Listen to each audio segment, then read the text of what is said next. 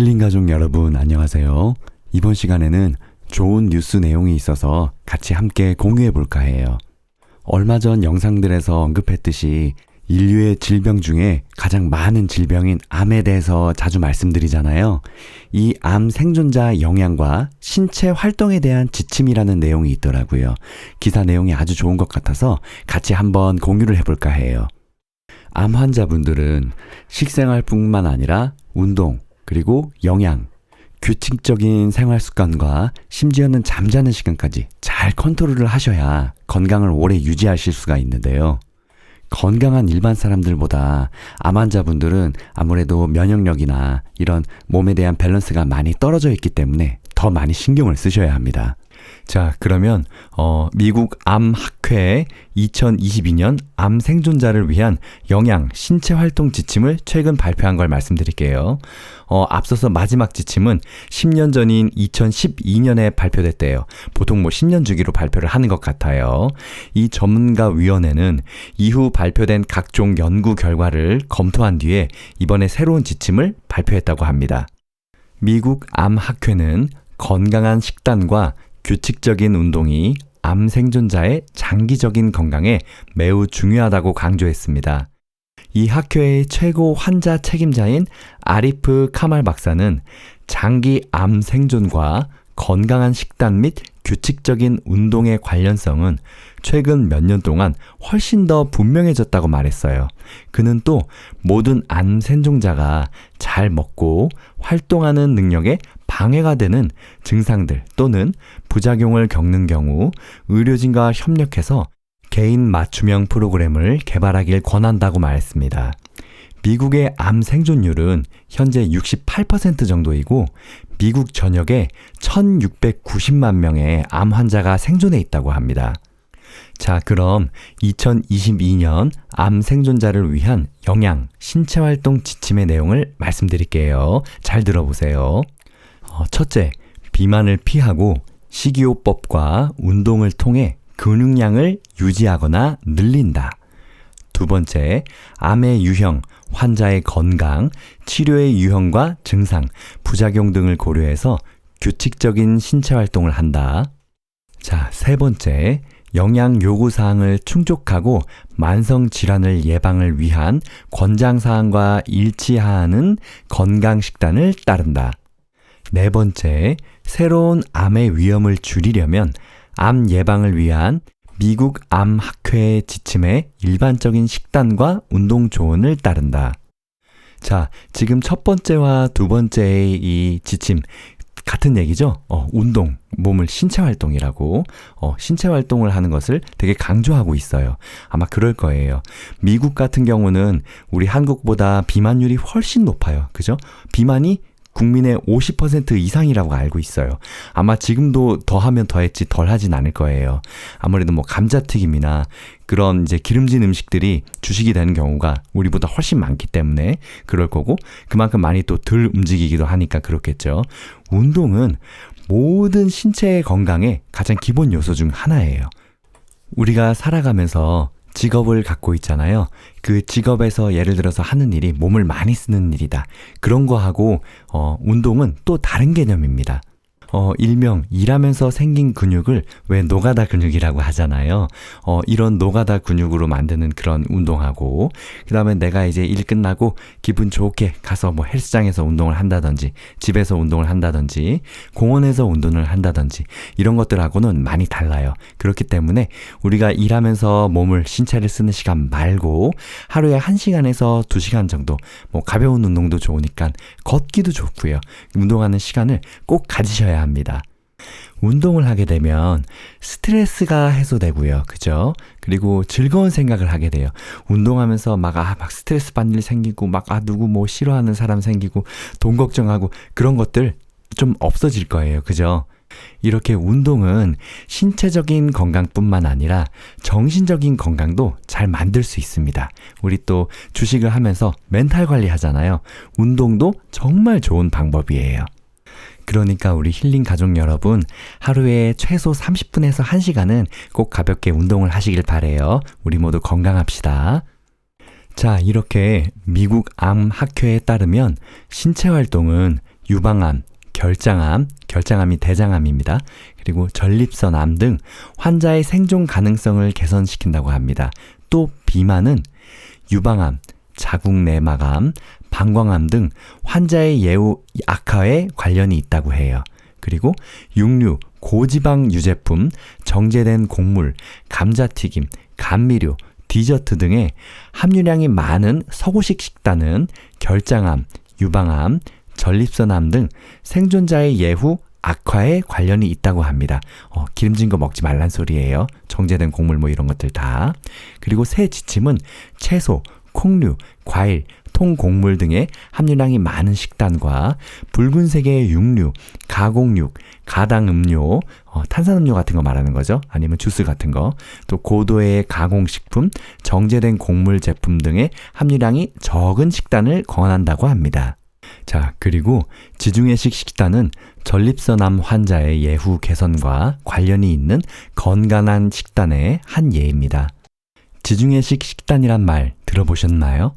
지중해식 식단이 뭐냐면 지중해 연안 지역의 식단을 일컫는 것으로 신선한 채소와 과일, 저지방 유제품, 생선 등으로 구성됩니다. 또 버터 등 동물성 지방 대신에 올리브유, 견과류와 같은 식물성 지방을 주로 사용하고요. 식물성 식품은 충분히 올리브유, 생선, 가금류, 유제품은 적당히, 와인은 아주 소량 섭취하는 식사라고 해요. 이 지중해식 식사는요, 심뇌혈관 질환과 암 위험률을 감소시키는데 도움이 된다고 합니다. 자, 이 지중해식 식단의 예시를 보시면요, 구운 토마토, 호두를 곁들인 비트 샐러드, 채소 스튜, 해산물 리조또, 시나몬 오렌지. 와, 이거 글씨만 봐도요, 맛있을 것 같아요. 그죠? 건강에 좋아지는 그런 음식들이죠. 이렇게 방금 말씀드린 미국 암학회의 이야기에 따르면 이거 뭐는 먹지 말고 뭐를 가까이 하라는 말이 이 딱 지중해 식단의 얘기에 대한 얘기인 것 같아요. 그리고 와인도 아주 소량으로만 먹으라 그랬죠.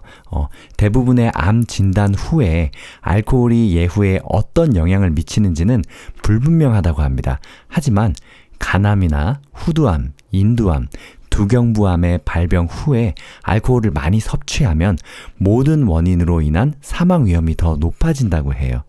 당연한 얘기겠죠. 술과 담배는 모든 질병의 근원이에요. 꼭 명심하세요. 자, 2022년 암 생존자를 위한 영양, 신체활동 지침에 대해서 말씀드렸잖아요. 이게 보통 신년 주기로 발표를 한다고 아까 그랬었는데, 그러면 과거에는 또 어떤 이야기를 했는지 한번 확인을 해볼까요? 2012년 암 생존자를 위한 영양 신체활동 지침을 같이 한번 보자고요. 첫 번째, 치료 전 체중이 표준이었든 과체중이었든 간에 암 치료 기간에는 체중 증가를 피해야 한다. 두 번째, 치료 후 체중을 줄이면 과체중 또는 비만의 암 생존자에게 도움이 될 수 있다. 세 번째, 암 치료 기간 중 운동은 안전한 것으로 다수의 연구 결과가 나타났다. 또 그 효과는 근력을 강화하고 평형 감각을 높여주고 피로감, 우울증을 누그러뜨리는 등 다양하다. 네 번째, 진단 후 신체 활동은 수명을 연장하고 암 재발의 위험을 낮춰준다. 이는 유방암, 대장암, 전립선암, 난소암에서 확인된다.